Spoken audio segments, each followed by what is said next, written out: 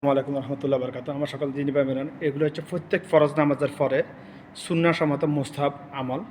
যে আমলগুলা করা আমার রাসূলের জন্য ওয়াজিব ছিল, অর্থাৎ এই আমলগুলা করা থেকে আমার রাসূল সাল্লাল্লাহু আলাইহি ওয়াসাল্লাম কখনো নবুয়তের পরে কখনো বিরত ছিলেন না। অর্থাৎ প্রত্যেক ফরজ নামাজের পরে মুক্তাদির দিকে ঘুরে বসে এই আমলগুলো আমার রাসূল সাল্লাল্লাহু আলাইহি ওয়াসাল্লাম করতেন। কিন্তু বিদাতিরা, বাংলাদেশের বিদাতিরা এই আমল সেম এরকম একটা ব্যানারগুলা বাংলাদেশের প্রত্যেকটা মসজিদে ছিল।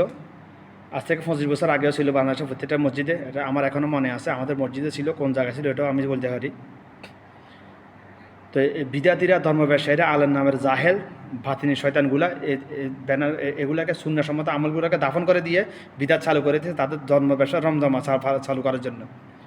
কারণ বাংলাদেশে বেশিরভাগ আলেম নামের জাহেলগুরা মানে 2-4-5-6 বছর মাদ্রাসা পড়ালেখা করে বাস জুব্বা একটা গায়ে দিয়ে, মাথা একটা টুপি দিয়ে, দাড়ি রাখবে, বাস সাইনবোর্ড এটা সাইনবোর্ড হিসেবে ব্যবহার করার জন্য এগুলো করবে, রাখবে ধর্ম ব্যবসা করার জন্য, বাস সাধারণ মানুষের আবেগ নিয়ে খেলা করার জন্য, পুঁজি করে ধর্ম ব্যবসা করার জন্য, নিজের ফ্যাট পরিবার ফেলার জন্য, বাস এই দান্দায় আছে সবাই।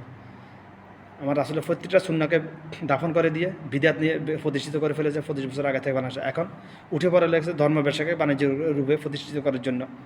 যে আকামা খালেদা, মুনাফিক নাস্তিক, আমির হামজাইয়া, তারপরে কাজী ইব্রাহিমিয়া, তারেক মানোয়াইয়া, এগুলা আলেম না, এগুলো আলেম সুরাতে যাহার একসময় হয়তো একটু ভালো ছিল, এখন এগুলো কলবে, প্রত্যেকটা কলবে নাফাই ঢুকে গেছে।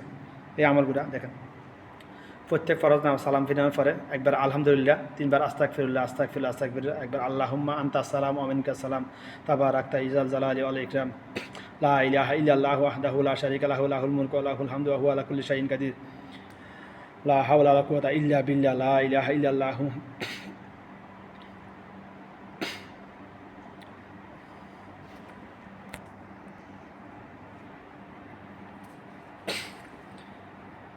এখানে অনেকগুলো আম আছে, এগুলো প্রত্যেকটা আমলের মানে নাম ধরে বলতে গেলে, ব্যাখ্যা দিতে গেলে অনেক সময় লাগে। তো আমি সংক্ষেপ, এরপরে আছে 33বার সুবহানাল্লাহ, 33বার আলহামদুলিল্লাহ, 33বার আল্লাহু আকবার একবার, এরপরে 33বার 99বার হচ্ছে 100বার পুরাইতে হবে।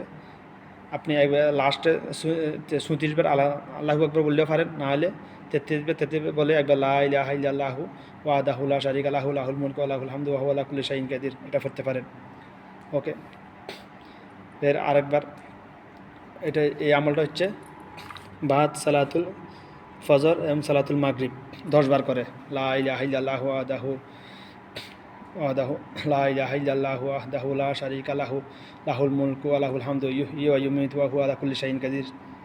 এরপরে আছে আয়াতুল কুরসি, প্রত্যেক ফরজ নামাজের পর। প্রত্যেকটা সবগুলো সহিহ হাদিস দ্বারা প্রমাণিত। আশা করি ইনশাল্লাহ আপনারা সবাই এগুলো আমলগুলো করবেন ইনশাল্লাহ, এবং বিদ্যার্থীদের বিপক্ষে কথা বলবেন ইনশাল্লাহ। তো একটা কথা না বললে নয়, বাংলাদেশের ধর্ম ব্যবসা সেদিন থেকে শুরু হয়ে গেছে রমরমা।